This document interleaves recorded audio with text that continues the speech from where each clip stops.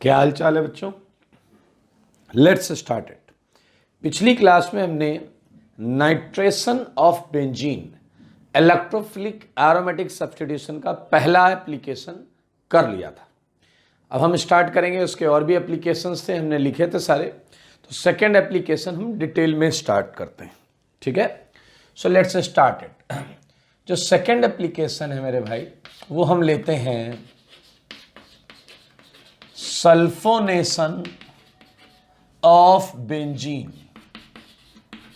Sulphonation of benzene, benzene का हम क्या कराएंगे, सल्फोनेशन कराएंगे। चलिए जरा ध्यान से देखें कैसे होगा बेंजीन का सल्फोनेशन। सारे लोग देखें और क्या बनेगा, ये भी इंपॉर्टेंट बात है। ऑन सल्फोनेशन ऑफ बेंजीन, मेरे भाई जरा ध्यान से सुने, benzene sulphonic acid, benzene sulphonic acid is obtained as a product। इसका मतलब सुनिए जरा, सल्फोनेशन ऑफ बेंजीन को क्या बोलिएगा, ये है बेंजीन।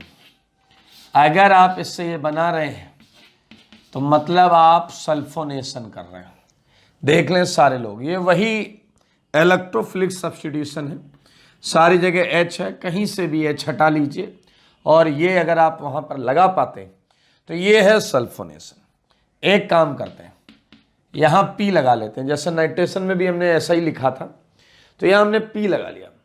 बात करेंगे P क्या क्या हो सकता है सल्फोनेशन के लिए, आपको P क्या क्या मिल सकता है। आइए तो मैं बता देता हूं आपको क्या क्या मिल सकता है। तो मेरे भाई यहां देखते हैं, P में बी, P क्या क्या हो सकता है।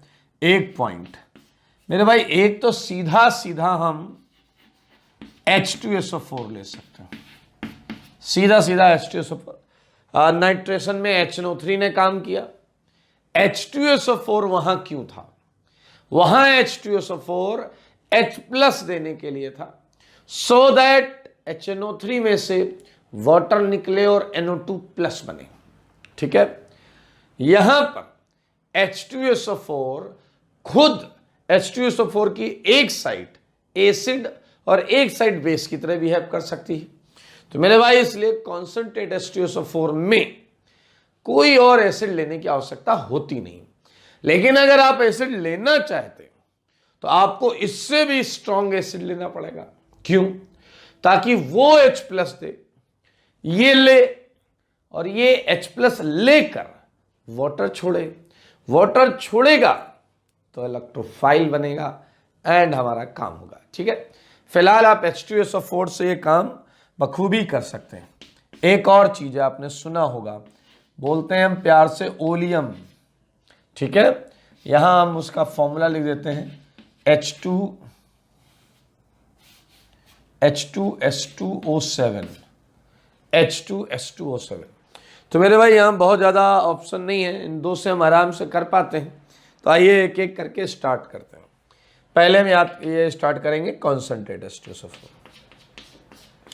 अक्सर आप देखेंगे आपको H2SO4 ही मिलेगा। मैकेनिज्म, ठीक है, बाय कॉन्सेंट्रेट H2SO4। सारे लोग देखिएगा, यानी कि यहाँ पर हम क्या ले लें, बेंजीन ले लें और क्या ले लें, कॉन्सेंट्रेट H2SO4 ले लें, यहाँ क्या ले लें, SO3H ले लें। ध्यान से देखिए, कॉन्सेंट्रेट H2SO4 से भी हम सल्फोनेशन करा सकते हैं। आइए अब बात उठती है इसकी मैकेनिज्म की, तो इसकी मैकेनिज्म भी करेंगे भाई। तो ये है इसकी मैकेनिज्म, सारे लोग देखिए। आपको याद हो, मैंने आपको एक फंडा बोला था, एरोमेटिक की रिएक्शंस में एरोमेटिक कंपाउंड को पहले टच मत करो, तो हमने बेंजीन को टच नहीं किया। अब जो बचा, अब बचा क्या, अब एसिड ही बचा है। अब जो बचा उससे इलेक्ट्रोफाइल बनाओ। अभी थोड़ी देर पहले मैंने आपको सारा ज्ञान दे दिया कि H2SO4 का एक पार्ट एसिड की तरह काम कर लेता है, एक पार्ट बेस की तरह। सही है। तो मेरे भाई ये H प्लस देगा इसका मतलब, और ये वाला पार्ट H प्लस लेगा। तो अगर इस चीज को हम देखें, ये H प्लस दे दिया है और यही H प्लस ये ले चुका है। सारे लोग देखिए, ये हो गया H2SO4। और अब आप देखें, ये निकल गया वाटर, यहां से निकल गया वाटर, ये देखिए निकल गया वाटर। चलिए, अगर वाटर निकलता है तो S पर प्लस, O पर माइनस, तो क्या आपको SO3 दिख गया या नहीं? और साथ में जल। सारे लोग देखो, H2SO4 H2O प्लस SO3 ही तो होता है, H2O प्लस SO3 ही तो होता है। सारे लोग देखिए, पहले सारे लोग इसे ध्यान से देखें। देख लिए हैं? ध्यान से देखिए, ध्यान से, फिर करेंगे आगे की बात। अब आप देखिए कि क्या आप वो इलेक्ट्रोफाइल बना पाए हैं जो आप ढूंढ रहे थे, जो इलेक्ट्रोफाइल बनाने की चाहत थी, क्या वो बना पाए हैं? है? यस। आइए सारे लोग देखिए, यही है वो इलेक्ट्रोफाइल, यही है वो इलेक्ट्रोफाइल जो दौड़ पड़ेगा बोलता हुआ बेंजीन में आ रहा हूं। आइए, और आपको याद हो जब हमने जनरल फॉर्मेट में इलेक्ट्रोफिलिक एरोमेटिक सब्स्टिट्यूशन पढ़ा था, तब हमने ये भी पढ़ा था कि कौन कौन सी रिएक्शन रिवर्सिबल होती हैं, और उसमें अगर आपको याद हो तो सल्फोनेशन रिवर्सिबल रिएक्शन थी। उसमें सल्फोनेशन क्या था? Reversible reaction. तब आपको ये इलेक्ट्रोफाइल कहां से है? अरे प्रभु, इलेक्ट्रोफाइल में क्या तुम्हें प्लस चाहिए क्या? डबल बॉन्ड O होता है तो भी तो इलेक्ट्रोफाइल होता है। देखो मगर बोर्ड पर, और अगर आप बोर्ड पर देख पा रहे हैं तो आप देख पा रहे होंगे SO3 का सल्फर जो है वो इलेक्ट्रोफिलिक है, और इस केस में ये प्लस, ये डबल, ये डबल। और जरा ध्यान से देखें, एक तो H होगा, इस कार्बन पर एक H है, और देखिए O माइनस, डबल बॉन्डो, डबल बॉन्डो। ठीक है, ये देख लीजिए सारे लोग, इसमें किसी को कोई डाउट नहीं होना चाहिए। इस कार्बन पर ऑलरेडी एक H था, यहां जो माइनस आया होगा सल्फर के प्लस से बॉन्ड बना लेगा, डबल बॉन्डो सिंगल हो जाएगी, O पर माइनस आ जाएगा। मेरे भाई अगर आप जरा ध्यान से देखो, ये रिंग क्या चाहेगी? एरोमेटिसिटी वापस। ये पहला स्टेप है। दूसरे स्टेप में हम एरोमेटिसिटी रिस्टोर करवाएंगे, जैसा हर जगह होता पीछे हमने किए हैं। तो मेरे भाई ये एरोमेटिसिटी रिस्टोर करेगा। उसके लिए ये किसे भगाएगा? उसके लिए ये H को भगाएगा, और यहां एरोमेटिसिटी आ जाएगी H प्लस को। ये आपको क्लियर है? एक इलेक्ट्रोफाइल ला रहे हैं तो एक इलेक्ट्रोफिलिक पार्ट हटाना पड़ेगा, क्योंकि हम पढ़ रहे हैं सब्स्टिट्यूशन रिएक्शन। तो मेरे भाई ये जो H प्लस आपने यहां से निकाला है, ये O माइनस उस H प्लस को कैप्चर कर लेगा, पकड़ लेगा, पकड़, और बनने वाली चीज हो गई आपकी SO3H। स्ट्रक्चर तो आपको पता ही है, स्ट्रक्चर बना दें। S डबल बॉन्डो 2 है, और एक O पर H आ गया, OH हो गया।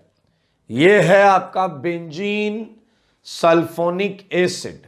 याद रखना, ये स्टेप थ्रू आउट रिवर्सिबल था। वो अलग बात है कि हम RDS किसे मान रहे थे? अटैक ऑफ इलेक्ट्रोफाइल को, लॉस इन एरोमेटिसिटी को। आपको याद होना चाहिए ये पूरा का पूरा पार्ट हम पढ़ चुके हैं, फिर भी मैं यहां इसके इंपॉर्टेंट पॉइंट्स पर वापस चर्चा करना चाहेंगे। वापस इंपॉर्टेंट पॉइंट है, इसलिए बताइए अटैकिंग इलेक्ट्रोफाइल क्या है? Attacking electrophile, attacking electrophile is SO3। मजेदार पॉइंट, मजेदार पॉइंट है। Attacking electrophile is SO3। याद करिए, हमने नाइट्रेशन में भी एक पॉइंट लिखा था कि क्या बेंजीन जब तक बेंजीन है, क्या इस पे एक SO3H के बाद दूसरा SO3H लग सकता है क्या? और जवाब था नहीं, NO2 में भी नहीं, यहां पर भी नहीं। ऐसा क्यों? क्योंकि NO2 भी इलेक्ट्रॉन विड्रॉइंग ग्रुप है और SO3H भी इलेक्ट्रॉन विड्रॉइंग ग्रुप है, और इसके भी इलेक्ट्रॉन विड्रॉ करने से इसमें इलेक्ट्रॉन डेंसिटी कम रहेगी, जिसकी वजह से जब तक ये है तब तक दूसरी बार सल्फोनेशन नहीं कर पाएंगे। ठीक है, तो इस बात को हम यहां थोड़ा सा लिख देते हैं। No chance of polysulfonation. सही है ना? अंटिल, या पहले तो सिंस, बिकॉज आपको पता है, because product is less electron dense. Same फंडा है भाई साहब, सेम एक्सप्लेनेशन भी है। लेस इलेक्ट्रॉन डेंस, कम इलेक्ट्रॉन डेंसिटी है देन रिएक्टेंट। तो मेरे भाई ये समझ लेना, इस रिएक्शन की बात हो रही है। इन दिस रिएक्शन, अगर मैं आपको क्वेश्चन यहीं से देता, अगर आपका प्रोडक्ट ये जो है इस पर दोबारा सल्फोनेशन कर रहे हैं, इस पर यहां पर ऐसा वापस, तो SO3H में एक और लगेगा। समझ रहे हैं आप? जब बेंजीन खत्म हो जाएगा उसके बाद भी आप कराइएगा इस पर, तो हो जाएगा सल्फोनेशन। ये पॉइंट देख लें। मेरे भाई, वो छोटे छोटे पॉइंट्स हमने पहले पढ़े थे, उनका जिक्र करना आवश्यक है यहाँ पर। जैसा कि आपको याद हो, ये रिएक्शन रिवर्सिबल रिएक्शन है, ये रिएक्शन रिवर्सिबल रिएक्शन है। फोर्थ पॉइंट, क्या आपको याद है? काइनेटिक आइसोटोपिक इफेक्ट लगेगा, आइसोटोपिक इफेक्ट ऑब्जर्व लिखना पड़ेगा, है यहाँ पर, ये हमने किया हुआ है, सब ग्राफ बनाया था बढ़िया सा। और अगर आपको याद हो तो रेट की बात करें तो रेट C6H6 में लीजिए, या C6D6 में लीजिए, या C6T6 में लीजिए, रेट जो आ रहा था वो बेंजीन में ज़्यादा आ रहा था, बेंजीन के केस में ज़्यादा आ रहा था। अब एक मजेदार पॉइंट है जो आपको समझना चाहिए, ये रिएक्शन है रिवर्सिबल। तो जैसे आपने SO3 डाला, H+ हटाया और यहां आ गए, वैसे ही कुछ रिएक्शंस में आप पाएंगे कि कुछ इलेक्ट्रोफाइल इस पर अटैक करेंगे, इस कार्बन पर अटैक करेंगे और SO3 को वापस फेंक देंगे। ऐसे आप देखेंगे कि भाई सल्फोनेशन हो सकता है, तो उसका उल्टा भी हो सकता है, क्योंकि रिएक्शन रिवर्सिबल है। सल्फोनेशन मुमकिन है तो डीसल्फोनेशन भी मुमकिन है, वापस भी आ सकता है। तो आप देखिएगा, बहुत खूबसूरत और बहुत इंपॉर्टेंट रिएक्शंस होंगी ये। तो एक पॉइंट मैं यहां जरूर लिखूंगा, 6th पॉइंट, वो है डीसल्फोनेशन। डीसल्फोनेशन can also be carried out, can also be carried out। सारे लोग ध्यान से देखिए, ये मेरे भाई आप समझ लीजिए, सल्फोनेशन बहुत आसान है, बहुत इजी है मेरे भाई। ओलियम जो है ना, ओलियम ये बेस्ट माना जाता है सल्फोनेशन के लिए, अच्छा है, क्योंकि अगर आप ओलियम को ध्यान से देखें तो ये है क्या? ये है H2SO4 प्लस SO3। तो क्या आप देख रहे हैं, ओलियम में रेडीमेड SO3 है। ओलियम में क्या आप देख पा रहे हैं? रेडीमेड SO3 है। ओलियम H2S2O7 है, H2SO4 प्लस SO3। अब भैया यहां SO3 तुम बना रहे हो, ओलियम में रेडीमेड SO3 है, ये आप डायरेक्ट यूज कर सकते हो। तो ओलियम इज बेस्ट। तो मैं बी वाला नहीं बता रहा हूं, बी वाला बहुत आसान है। क्या होगा, यहां से रिएक्शन चालू होगी, बेंजीन प्लस SO3 से चालू होगी, ओलियम से। अगर यहां H2S2O7 लिखा होता तो आप समझ रहे हैं उस केस में सीधा सीधा SO3 से रिएक्शन स्टार्ट हो जाती। ओके, तो ये आप ध्यान से देख लें, ये मैं हटाऊंगा ताकि हम आगे कुछ इसमें इंपॉर्टेंट बात जो है डीसल्फोनेशन सल्फोनेशन से रिलेटेड वो हम करें। आइए, अगर हम उसके अगले पॉइंट से चलें तो हम वाली बात लिख लेते हैं, ओलियम वाली बात मेंशन कर लेते हैं। ठीक है, सारे लोग देखें, oleum is source of SO3। ठीक है, it is H2S2O7 and we can write it H2SO4 plus SO3। सही है, and is can also be used वही वाली बात जो मैंने बताई है, can also be used for sulfonation, चलिए मेरे भाई, अब हम बात करेंगे उन रिएक्शंस की जो सल्फोनेशन में आपको ध्यान रखनी चाहिए, उस पर हम आपका ध्यान लेकर आ रहे हैं। Look at this example 1। ठीक है, अगर हमारे पास मान लीजिए कोई सल्फोनिक एसिड कंपाउंड है, सारे लोग देखिए, लाइक वी हैव बेंजीन पर SO3H, ये है हमारे पास बेंजीन सल्फोनिक एसिड। देखिए एक और लेते हैं,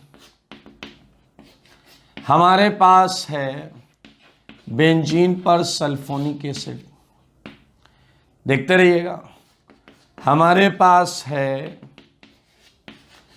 बेंजीन पर सल्फोनिक एसिड।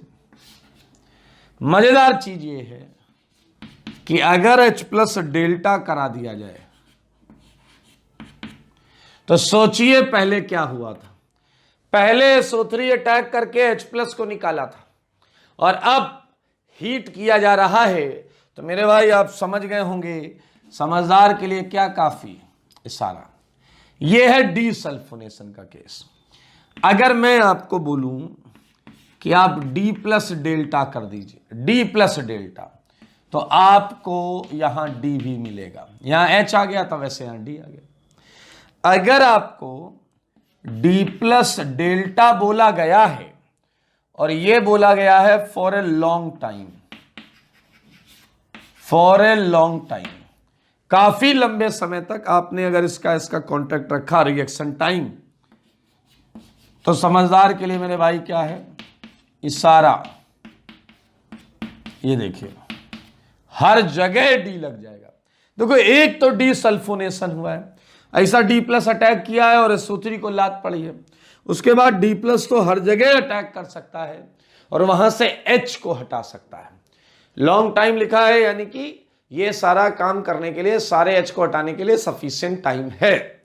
और आपको पता है CD बॉन्ड क्या होती है, स्ट्रॉन्ग, इसलिए ये बिल्कुल मुमकिन है। मेरे भाई ये 3 रिएक्शन इंपॉर्टेंट रिएक्शन है, ये आपके दिमाग में होनी चाहिए। अब मैं आपको एक और रिएक्शन लिखाऊंगा, लेकिन वो रिएक्शन सल्फोनिक एसिड की तो होगी, बट वो EAS नहीं होगी, वो इलेक्ट्रोफिलिक एरोमेटिक सब्स्टिट्यूशन नहीं होगी।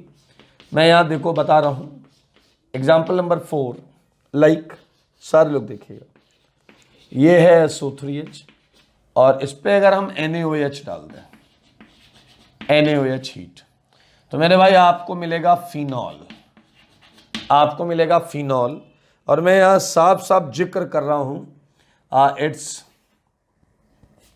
सारे लोग देखें, इट्स SNAR, ये न्यूक्लियोफिलिक सब्स्टिट्यूशन।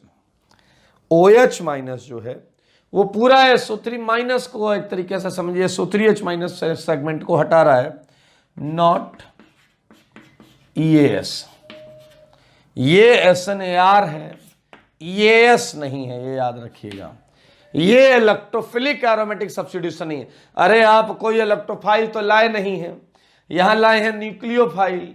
अरे तो न्यूक्लियोफाइल को ही सब्स्टिट्यूट करेगा, माइनस को ही हटा के उसकी जगह पर लग पाएगा, प्लस को ही हटाकर उसकी जगह, it's a common sense. But ये रिएक्शन बहुत इंपॉर्टेंट है, सही बताएं, बहुत इंपॉर्टेंट है। हाँ, इसको ना भूल पाएंगे वाला कॉन्सेप्ट रखिए एकदम, ठीक है। और ये सब इंपॉर्टेंट है, वो मोस्ट इंपॉर्टेंट है, ठीक है। तो मेरे भाई इसी के साथ अगर हम देखें तो application of electrophilic aromatic substitution का सेकंड एप्लीकेशन हमने खत्म कर लिया है, ठीक है। आज हम प्रयास करेंगे 2 और करें। आइए मेरे भाई अगला एप्लीकेशन पार्ट बहुत मजेदार है और वो है थर्ड वाला, और ये है हैलोजिनेशन, हैलोजिनेशन ऑफ बेंजीन। सारे लोग देखेंगे हैलोजिनेशन ऑफ बेंजीन क्या है, इसका मतलब वो समझते हैं। आइए, benzene on halogenation gives halo benzene. सारे लोग बेंजीन को हैलो बोल सकते हैं, halo benzene as a product, halo benzene as a product. सारे लोग देखें, gives halo benzene as a product. ये आपके सामने रिएक्शन है। चलिए इस रिएक्शन को थोड़ा समझते हैं, क्या मतलब है। ये है बेंजीन है, हैलोजिनेशन करा दिया, ये लीजिए एक्स आ गया इसके साथ। तो मेरे भाई मैं क्या क्या ले सकता हूं यहां पर, उस पर हम बात करेंगे। मान लीजिए हमने पी चीजें ले सकते हैं, पी रीजेंट ले सकते हैं, तो ऐसे ही हम पीछे वाली रिएक्शंस भी लिख रहे हैं, पी में भी। आइए देखिए पी क्या क्या हो सकता है, ठीक है। तो सारे लोग देखिए मेरे भाई, एक बहुत सिंपल सा फंडा बता रहा हूं आपको। यहां पर आपने कोई हैलोजन ले लिया, मान लीजिए X2, क्या ले लिया X2। एक देखिए ये इलेक्ट्रोफाइल है, याद रखना X2 अब ऑटोमेटिक इलेक्ट्रोफाइल होता है। X2 ले लिया और साथ में ले लिया लुईस एसिड। ये कॉम्बिनेशन आप समझ लो, X2 ले लिया साथ में ले लिया लुईस एसिड। अब आप कहोगे मतलब, देखो ना भाई मतलब ही बता रहा हूं। लाइक आपने ले लिया Cl2Fe, क्या ले लिया Cl2Fe। चलो भैया एक काम करते हैं, FeCl3 ले लिया, चलेगा, कोई इशू नहीं। आपने Br2 के साथ AlBr3 ले लिया, ये लुईस एसिड है, देख लो ये राइट में लुईस एसिडिक चीजें हैं। Br2Fe भी हो सकता है, टेंशन मत लीजिएगा, Br2Fe भी हो सकता है। ये कॉमनली हम इस तरीके से यूज करते हैं। ए पार्ट देखें, X2 लुईस एसिड ले लीजिए। क्या आपको पता है inter halogen compounds, inter halogen compounds में भी 2 हैलोजन होते हैं, लेकिन वो अलग अलग होते हैं। यहां दोनों सेम थे इसलिए X2 लिख दिया, ये XX डैश। मेरे भाई आप देखेंगे यहां भी लुईस एसिड दिखाई दे जाएगा तुम लोगों को। तो एग्जाम्पल पर आते हैं, लाइक ICl देख पा रहे हैं आप, BrCl, IBr, इस टाइप की चीजें हम XX डैश लुईस एसिड में ले सकते हैं।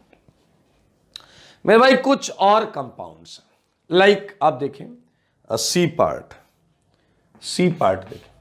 इन कंपाउंड्स को थोड़ा दिल से महसूस करना है। लाइक मैंने आपको एक कंपाउंड दिया है, ये देखिए, ये है आपका, ये डबल बॉन्डो, ठीक है, ये डबल डबल, और यहां पर है 2 Br, यहां है 2 Br। तो क्या आप इस कंपाउंड को ध्यान से देख के कुछ महसूस कर पा रहे हैं?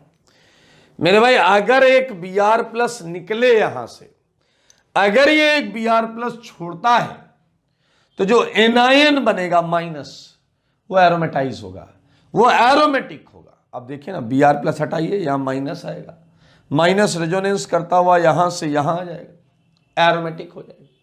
तो ये बहुत इंपॉर्टेंट है। ये भी ब्रोमिनेटिंग एजेंट की तरह यूज किया जा सकता है। ये भी कैसे यूज किया जा सकता है? ब्रोमिनेटिंग एजेंट। मेरे भाई एक बहुत और कॉमन चीज है, मैं यहां पर लिख दे रहा हूं, X3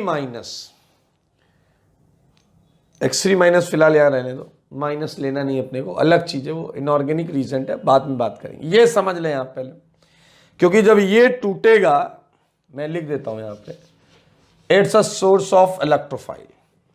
जब भी ये टूटेगा तो ये आपको ये देगा, and this can be used as a source of electrophile. This can be used as a source of electrophile. तो मेरे भाई ये देख सकते हैं आप, इस टाइप की चीजें यहां पर हम ले पाएंगे। ठीक है, ओके। सो एक और याद आ रहा है, वो भी लिख लेता हूं मेरे भाई। आप हैलोजेंस के साथ सॉल्वेंट बदल सकते हैं। Solvent, look at this solvent, it's a polar protic solvent, water. ये क्या करता है, ये रिएक्शन में अपना रोल दिखाता है असली वाला। तो क्या रोल दिखाएगा, कैसे करेंगे हैलोजिनेशन, ये हम अभी करेंगे। वैसे इसमें देखिए हम सबकी मैकेनिज्म नहीं करने वाले, मैं आपको X2 लुईस एसिड का तरीका बता दूंगा, क्योंकि आपको पता है उसके बाद XX' लुईस एसिड वैसे ही होना है। यहां आप देख सकते हैं सीधा Br+ मिल ही रहा है। तो मेरे भाई ये बहुत ही इजी सेगमेंट है, तो मैं इसे हटाकर इसकी आगे की जो मैकेनिज्म है हैलोजिनेशन की वो बताता हूं।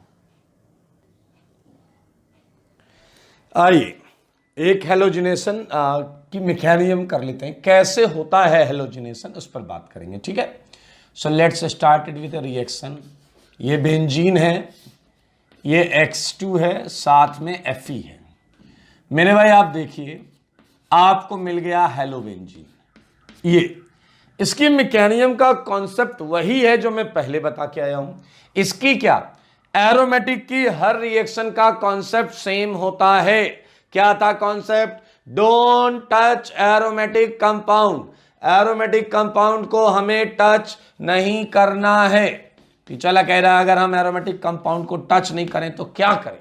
मैंने आपको बताया इसके अलावा बाकी जो चीजें हैं, इसके अलावा बाकी जो चीजें हैं वो आपस में रिएक्ट करके एक इलेक्ट्रोफाइल बनाएंगे। वो आपस में रिएक्ट करके एक इलेक्ट्रोफाइल बनाएंगे। आइए मेरे भाई जरा ध्यान से देखें, X2 + Fe, सारे लोग देखें, या X2 Fe, ये जो चीज है इसे किस तरीके से आपको यूज करना है। X2 + Fe जो है वो रिएक्शन कंडीशन में, सारे लोग देखिए, आपको देगा ट्वाइस FeX3। क्या देगा आपको, ट्वाइस FeX3। मेरे भाई दरअसल ये लुईस एसिड तैयार हुआ, ध्यान से देखें, ये लुईस एसिड क्या करता है, सारे लोग देखिएगा एकदम बिंदास तरीके से। ये लुईस एसिड होता है जो इलेक्ट्रॉन पेयर लेता है। मेरे भाई ये एक X से कहेगा मुझे इलेक्ट्रॉन दो, ये कहेगा मुझे इलेक्ट्रॉन दो, और X Fe को इलेक्ट्रॉन दे देगा। अगर ऐसा हुआ तो क्या आप ये समझ रहे हैं, जो X इलेक्ट्रॉन देगा उस पर प्लस आ जाएगा, और ये जिसे इलेक्ट्रॉन देगा उस पर माइनस आ जाएगा। सारे देखिए, जिसे मिला है उसे फायदा हुआ भाई। और क्या अब आप बताइए, ये X अपना प्लस हटाने के लिए, ये X अपना प्लस हटाने के लिए बॉन्ड को यहां से क्या कर लेंगे, डिसोसिएट।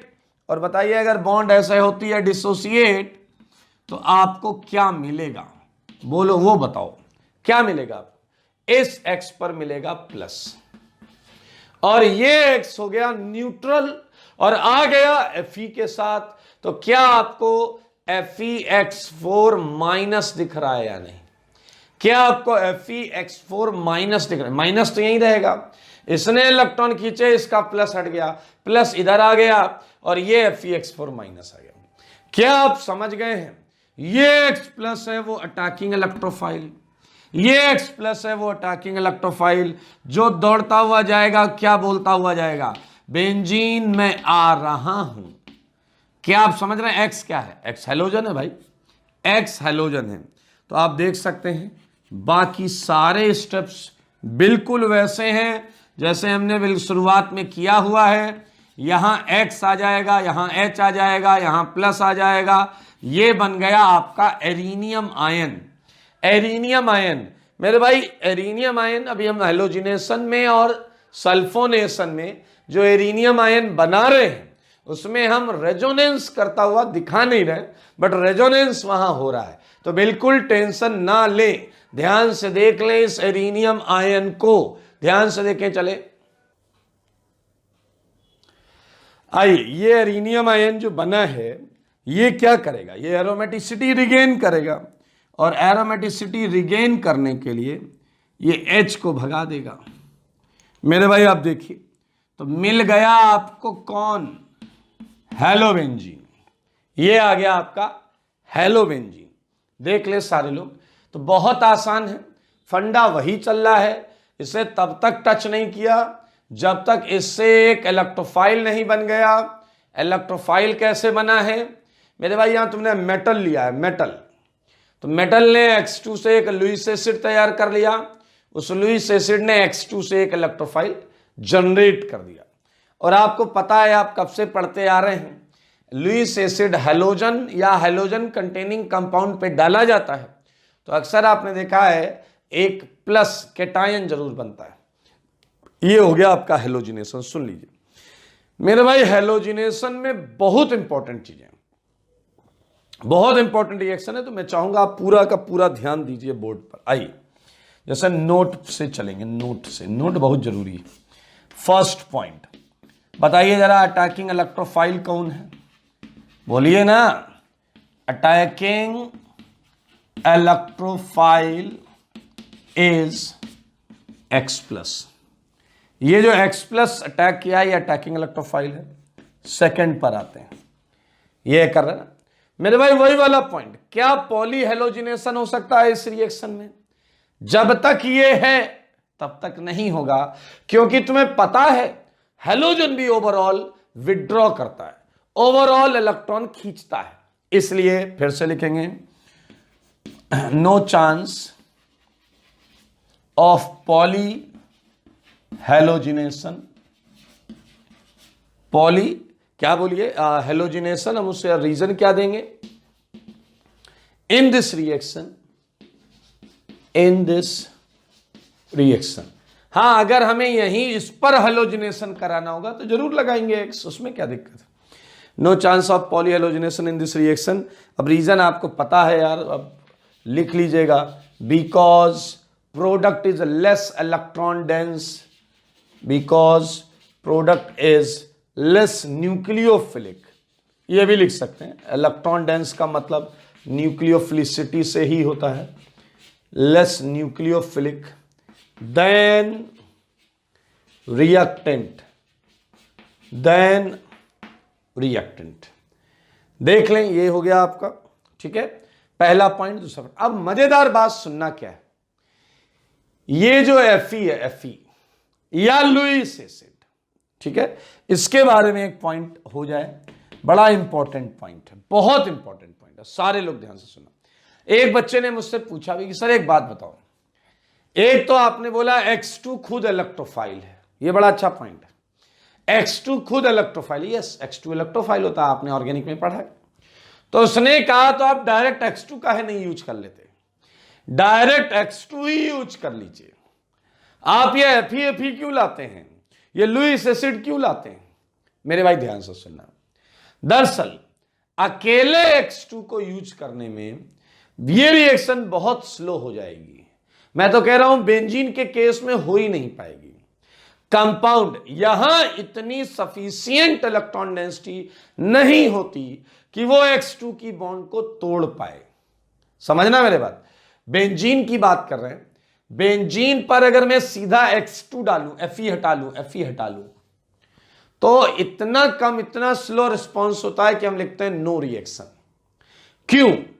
उस केस में रिएक्शन होने के लिए X2 की XX बॉन्ड को, ये तो लिया नहीं है, ये तो होगा नहीं, ये तो होगा नहीं, XX बॉन्ड को बेंजीन को तोड़ना पड़ेगा।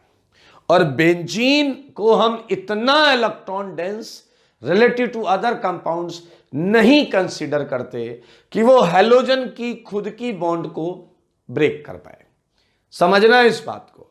लेकिन एक बच्चे ने कहा सर एक बात बताओ, माना बेंजीन में वो कैपेबिलिटीज नहीं है, एग्रीड, लेकिन किसी में तो हो सकती हैं। अरे हां भाई, जिसमें होंगी वहां पर आप देखेंगे हम लुईस एसिड नहीं लेते, वहां Fe या AlCl3 या FeCl3 हम ऐसी चीजें नहीं लेते, केवल हैलोजन लेते मेरे भाई, और हैलोजन काम कर देता है। आइए आपको एक बात बताता हूं। एक ने कहा ऐसा कोई कंपाउंड तो हो जाए जिसमें वो कैपेबिलिटी हो, मेरे भाई फिनॉल। अगर देखें फिनॉल में रिंग में ज्यादा इलेक्ट्रॉन डेंसिटी, फिनॉल हो गया, बेंजीन पर आप NH2 लगा लीजिए, एनिलीन्स, फिनॉल्स, अक्सर देखा गया है इन कंपाउंड्स में सिंगल रिंग में हमें लुईस एसिड नहीं लेना होता। समझ गए होंगे आप मेरी बात। इसी बात को मैं लिख देता हूं, ठीक है। लुईस एसिड को क्या बोला जाता है, ठीक है। Lewis acid used in this reaction, सारे लोग देखें, in this reaction is known as,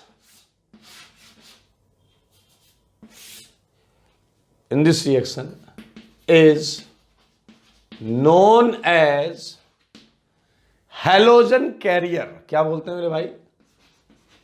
halogen carrier. ये हैलोजन कैरी कर रहा है, इलेक्ट्रोफाइल जनरेट कर रहा है। एंड ध्यान से सुने, नेक्स्ट पॉइंट में आते हैं, फोर्थ पॉइंट। हैलोजन कैरियर, सारे लोग देखें, halogen carrier is not required, आवश्यक नहीं है, ये is not required in case of activated rings, जिसमें बेंजीन रिंग में इलेक्ट्रॉन डेंसिटी ज्यादा हो। इन केस ऑफ, क्या है मेरे भाई बोलो जरा, एक्टिवेटेड बेंजीन रिंग्स, ठीक है, एक्टिवेटेड बेंजीन रिंग्स। देख लीजिए कितना मजेदार सेगमेंट है, कितना मजेदार सेगमेंट है। पहला हो गया अटैकिंग इलेक्ट्रोफाइल, नो चांस। मेरे भाई यहां मैं अलग अलग रिएक्शन की बात नहीं कर रहा हूं, फिर भी आप एक चीज जल्दी से बता दीजिए। अगर मैं आपसे रेट ऑफ हैलोजिनेशन पूछूं, रेट ऑफ हैलोजिनेशन, तो मेरे भाई ये आपको पता है पहले से ही, याद आया। रेडिकल में भी हमने यही पढ़ा था, रेडिकल सब्स्टिट्यूशन में भी यही आया था, रेडिकल सब्स्टिट्यूशन में भी यही आया था। आयोडिनेशन स्लोवेस्ट होगा, और तो और वो क्या था हमने पढ़ा था, रिवर्सिबल भी था। कहां पढ़ा था रिवर्सिबल था? अरे एरोमेटिक का पहला चैप्टर जिसमें हमने जनरल तरीके से पढ़ा था ना, E+ अटैक कर रहा है, उसमें पढ़ा था। ये देखिए पहला लेक्चर नहीं था, इलेक्ट्रोफिलिक एरोमेटिक सब्स्टिट्यूशन वाला जो लेक्चर था। ये आयोडिनेशन रिवर्सिबल होता है, सबसे लास्ट में स्लोवेस्ट होता है। मेरे भाई फ्लोरिनेशन एक्सप्लोजिव होता है। और अभी तक आपने न्यूक्लियोफिलिक एरोमेटिक सब्स्टिट्यूशन में बाल्ट-सीमेंस रिएक्शन पढ़ी थी, बाल्ट-सीमेंस, जिसमें फ्लोरोबेंजीन बन रहा था। आप पूरी ऑर्गेनिक में फ्लोरीन इन्वॉल्व रिएक्शंस ज्यादा नहीं पढ़े, बहुत कम पढ़े, ठीक है, क्योंकि ये जो थर्मिक और एक्सप्लोजिव रिएक्शंस होती हैं। रेट ऑफ हैलोजिनेशन हो गया मेरे भाई। मैं यहां पर कुछ मेंशन करना चाहता हूं, ये क्या था? ये रिवर्सिबल रिएक्शन था, ये वाला पार्ट रिवर्सिबल रिएक्शन था। और आपको याद है रिवर्सिबल रिएक्शन के केस में आइसोटोपिक इफेक्ट भी हो जाता है, आइसोटोपिक इफेक्ट भी हो जाता है, और इनके केस में आइसोटोपिक इफेक्ट नहीं होता। ये समझने वाली बात है। चलिए मेरे भाई, छोटे छोटे पॉइंट्स तो हमने सारे लिख लिए। अब है इससे रिलेटेड महा इंपॉर्टेंट रिएक्शन का जिक्र करने का, महा इंपॉर्टेंट की रिएक्शंस का जिक्र करने का। आइए, हैलोजिनेशन चल रहा है, तो देखिए हैलोजिनेशन में कुछ बातें सुनिए आप, लाइक महा इंपॉर्टेंट पॉइंट है भाई साहब, सुन लेना सारे, ठीक है।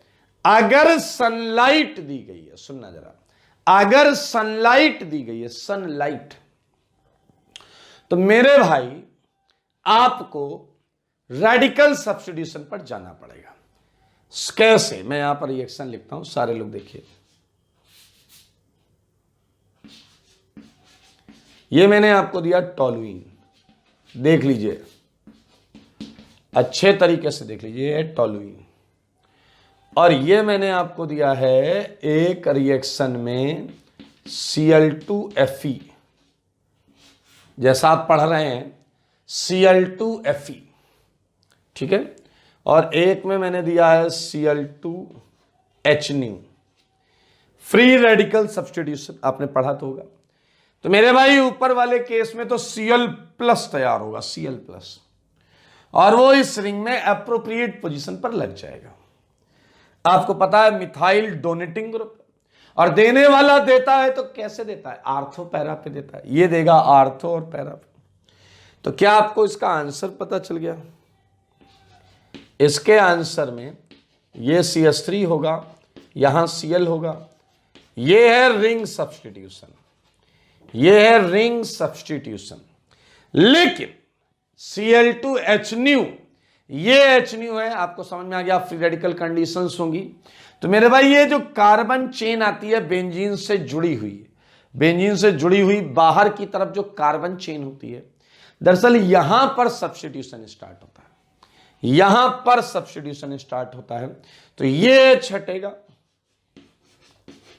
यहां X लगेगा, सारे लोग देखिए, ये है CH2X, ये आपके सामने मैं यहां लिख देता हूं, ये है आपका क्या, इलेक्ट्रोफिलिक, ये है आपका इलेक्ट्रोफिलिक एरोमेटिक सब्स्टिट्यूशन, और ये क्या है बताइए, सिंपल सा है, ये free radical substitution, free radical substitution.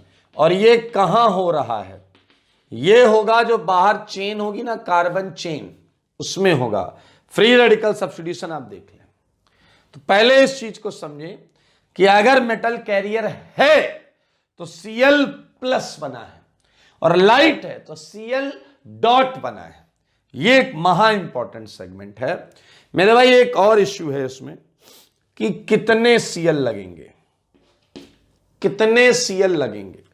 तो मेरे शब्दों को ध्यान से सुनना, जैसे मैंने एक Cl लगाया है, ऐसे ही रिएक्शन में 2 Cl लग सकते हैं, CH Cl Cl, 3 भी लग सकते हैं, सारे लोग देखिए, CCl3, CCl3 देख लीजिए एक बार, CCl3 देख लीजिए। अब मुद्दा ये है कि पेपर में हम 1 लगाएंगे, 2 लगाएंगे या 3 लगाएंगे, पेपर में हम 1 लगाएंगे, 2 लगाएंगे या 3 लगाएंगे। सेकंड वाले पार्ट की अगर बात करें तो मेरे भाई जरा ध्यान से सुनना, अगर ऑप्शंस में ABCD ऑप्शंस में केवल ये है, केवल ये है, तो ऑब्वियसली यही लगाएंगे। अगर चारों ऑप्शंस में से इन 3 में से बीच वाला है तो ऑब्वियस है वही लगाएंगे। अगर चारों ऑप्शन में आखिरी वाला है तो ऑब्वियस है वही लगाएंगे। लेकिन अगर ऑप्शन में ये तीनों है, अगर ऑप्शन में ये तीनों है और आपको एक मेजर प्रोडक्ट के लिए मार्क करना है, अगर एक सिंगल के लिए मार्क करना है, तो मेरे भाई आपको ये सेकंड वाला मार्क करना पड़ेगा। सेकंड वाला मैं यहां पर लिख देता हूं इसे, यूजुअली मेजर। और आपको आश्चर्य होगा, मैंने जितने केसेस लिए हैं वो आईटी में आ चुके हैं। एक बार ये आंसर आ चुका है, क्योंकि 4 में इन 3 में से केवल यही था। एक बार ये आ चुका है कि 4 में इन 3 में से केवल लास्ट वाला था। और अभी 2 साल पहले, 2 साल के अंदर ये तीनों ऑप्शन आए थे ABCD में, लेकिन मेजर प्रोडक्ट पूछा गया था और मेजर प्रोडक्ट था 2 Cl वाला। अब आप कहोगे सर 2 Cl पे रिएक्शन कैसे रुकी, क्या रुकी? दरअसल ये आपकी 12th की NCERT में लिखा हुआ है और कमर्शियल प्रोडक्शन में 2 Cl तक रिएक्शन को लाकर छोड़ दिया गया, प्रोडक्ट को लाकर छोड़ दिया गया। तो ये बात थोड़ा सा नोटिस रखेंगे, दिमाग में रखेंगे कि भैया ये आपका जो है 2 Cl वाला मेजर प्रोडक्ट होता है। दूसरी बात ये है महा इंपॉर्टेंट, इसमें कोई हलवापंती मत करिएगा, बहुत ज्यादा इंपॉर्टेंट है, बहुत ज्यादा आएगा। ये ऊपर वाला और ये नीचे वाला कितने डिफरेंस है, रिंग सब्स्टिट्यूशन है। ऊपर वाला क्या है, रिंग सब्स्टिट्यूशन। नीचे वाला क्या है, साइड चेन सब्स्टिट्यूशन। इसे क्या बोल सकते हैं बताइए, रिंग में लगा है तो रिंग सब्स्टिट्यूशन, इसमें किस में लगा, साइड चेन में, तो ये साइड चेन सब्स्टिट्यूशन। ये इलेक्ट्रोफिलिक, ये फ्री रेडिकल। बहुत अच्छे अच्छे पॉइंट्स हैं, देख लीजिए। और अभी और है हेलोजिनेशन में तो गदर पॉइंट्स हैं भाई साहब।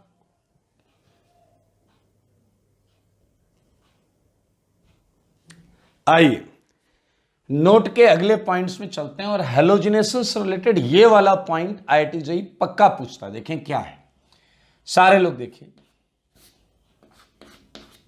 ठीक है। हाईली एक्टिवेटेड रिंग्स में हम बात करेंगे लाइक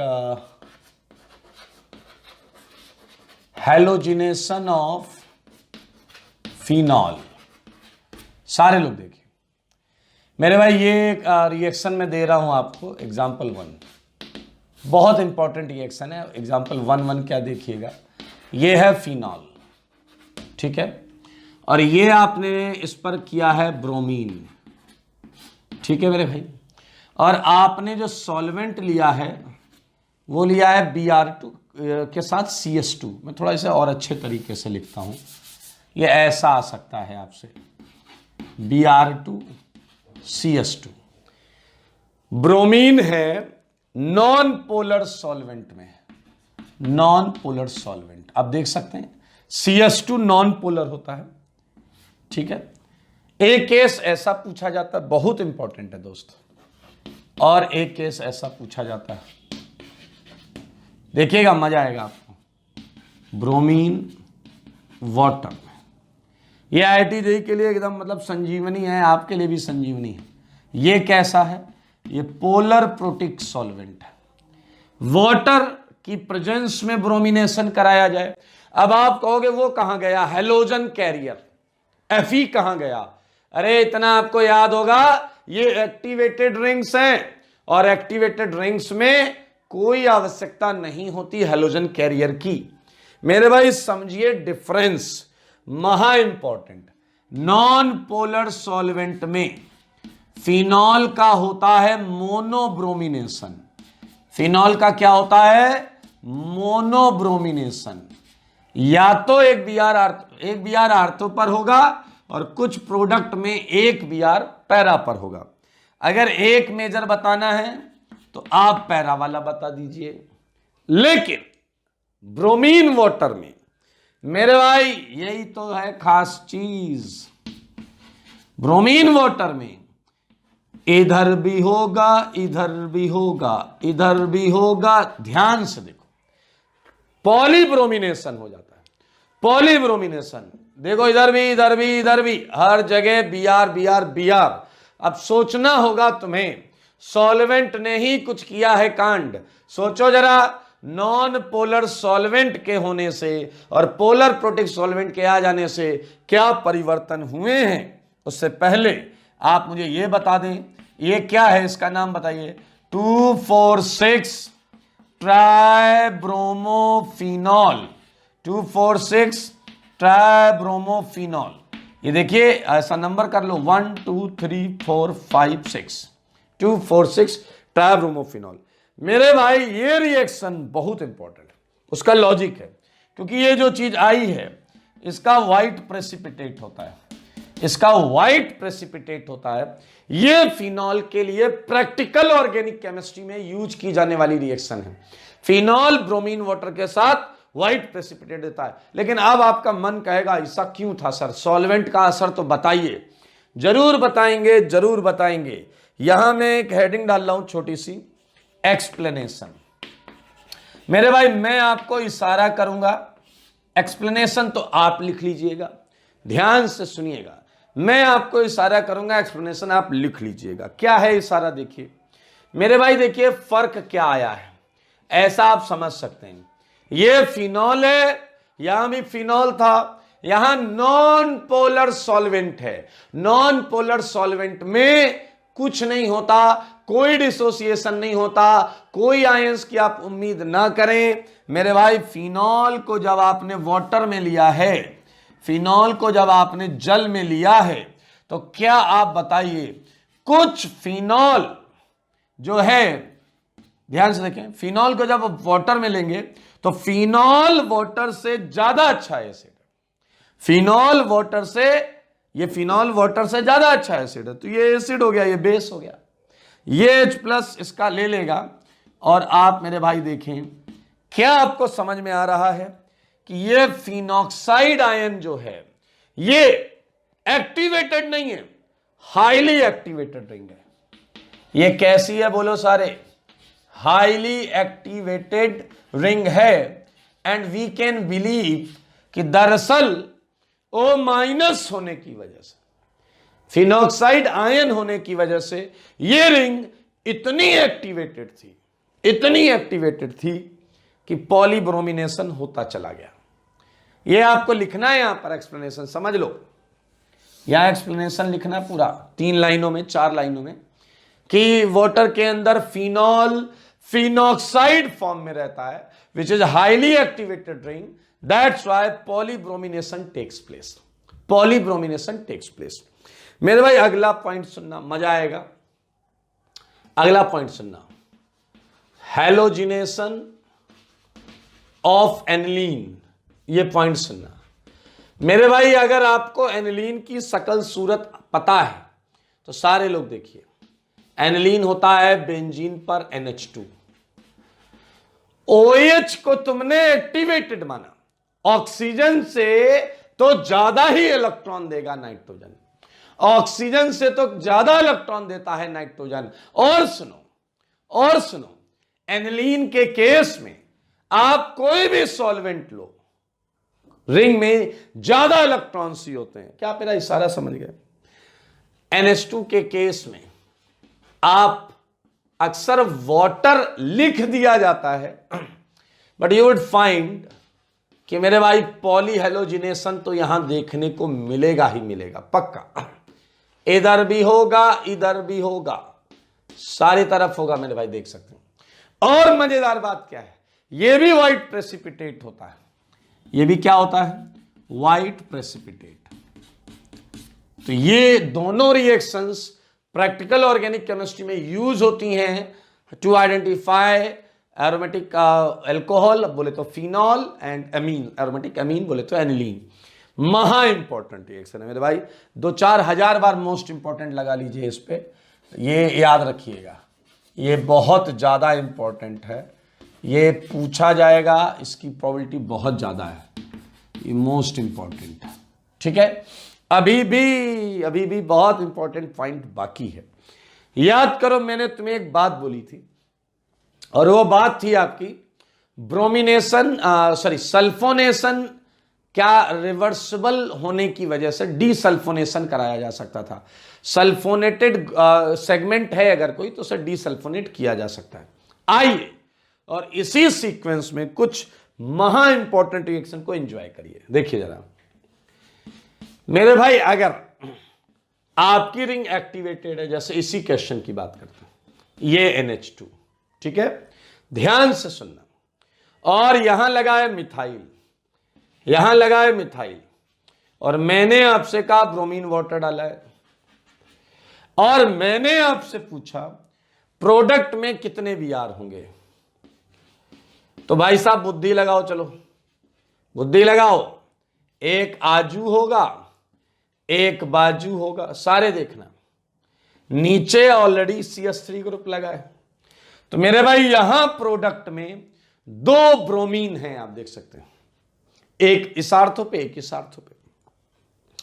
लेकिन सारे सुन लो ध्यान से, लुक एट दिस क्वेश्चन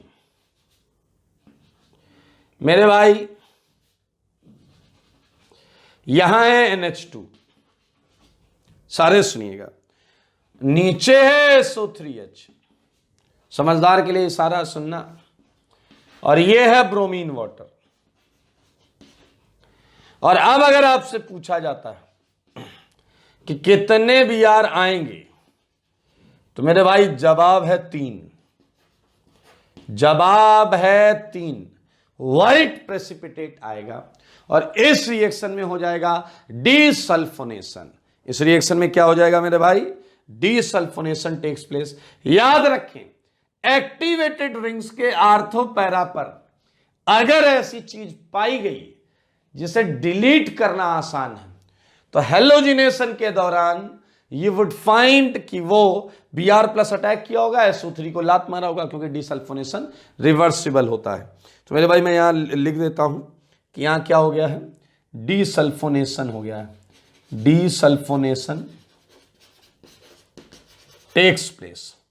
यहां मेरे भाई डिसल्फोनेशन हुआ है, देखो मगर ध्यान से, डिसल्फोनेशन हुआ, देख लिया आपने, देख लें, इसे हटा के आगे और रिएक्शंस करें सुंदर सुंदर।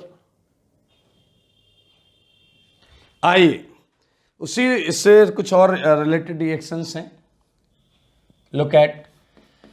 मेरे भाई एक्टिवेटेड रिंग है तो डिसल्फोनेशन होना तय है, याद रखें, चाहे आर्थो पर हो चाहे पैरा पर हो। देखो F में भी 3 Br आएंगे, डिसल्फोनेशन हो जाएगा। मेरे भाई अगर आपको मैं फिनॉल देता हूं, फिनॉल, तो मेरे भाई एक चीज देखिए, यहां CH3 है तो 2 Br आएंगे आर्थो पर, सारे लोग देखिएगा। अगर मैं आपको यहां देता हूं CH3 तो 3 Br आएंगे, ये खाली है पोजीशंस खाली हैं। अगर फिनॉल में भी SO3H आ गया तो मेरे भाई 3 Br आएंगे, कुछ कर नहीं पाएंगे आप, 3 Br आएंगे, इधर इधर और इधर, डिसल्फोनेशन हो जाएगा। सारे लोग देखिए और देखिए और रिएक्शन और देखिए। जे पार्ट, मेरे भाई अगर आपके फिनॉल में भी आर्थो पर लगा है तो भी जाएगा डिसल्फोनेशन, यहां भी यार, यहां भी यार, यहां भी यार, डिसल्फोनेशन से जाएगा। एक और चीज समझिए, डिसल्फोनेशन इतना फेवरेबल क्यों था, वापस क्यों हट सकता है, क्योंकि SO3 निकलता है, SO3 गैस है।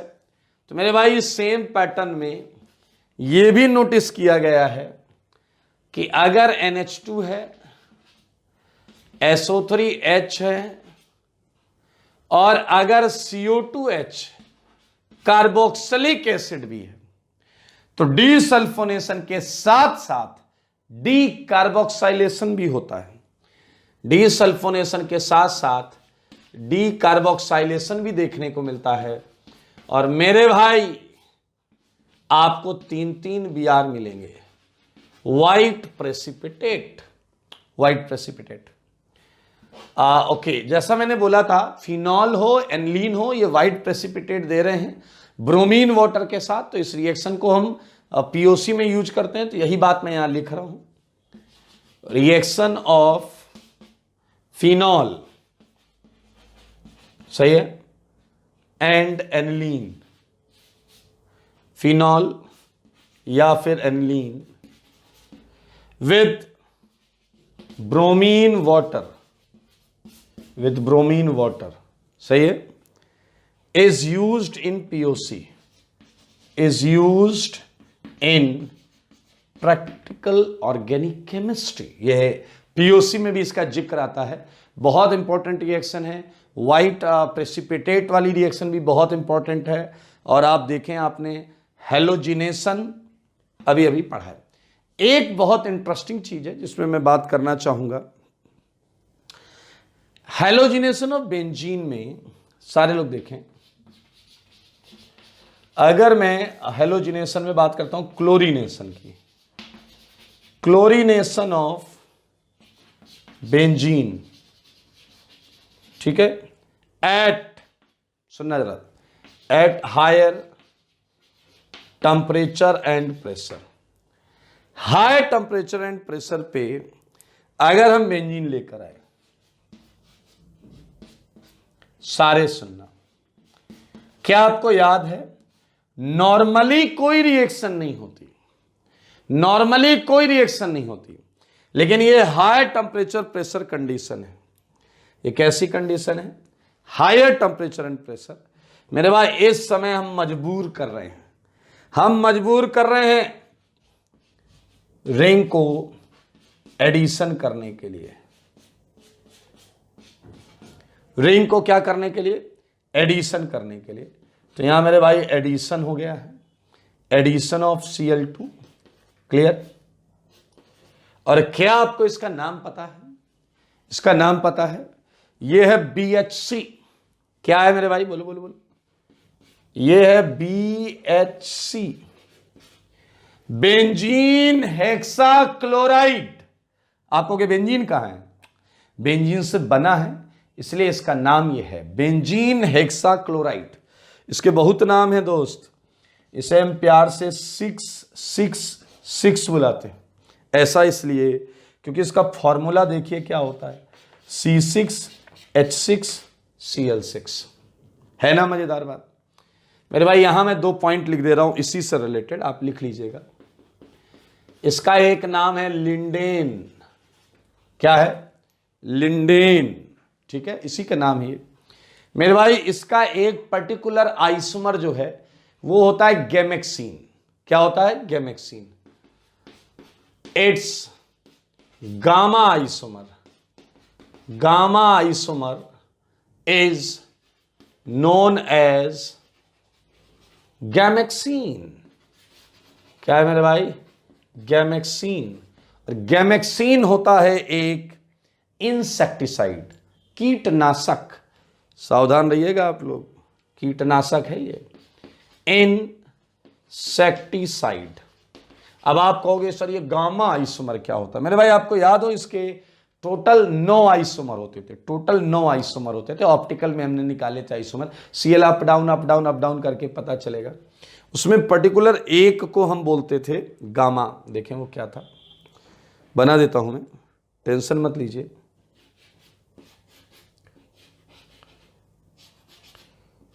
एक पर्टिकुलर स्टीरियो आइसोमर जो है वो देख सकते हैं आप, ये Cl, ये Cl, ये Cl, ये Cl, ये Cl एंड ये Cl। This is your Gammexane, gamma isomer यही है। ठीक है मेरे भाई, ओके। तो आज के लिए हम इतना ही रखते हैं। हमने हेलोजिनेशन कर लिया आज और नाइट्रेशन कर लिया। अगली क्लास में फिडल क्राफ्ट चालू करेंगे। आज के लिए इतना ही।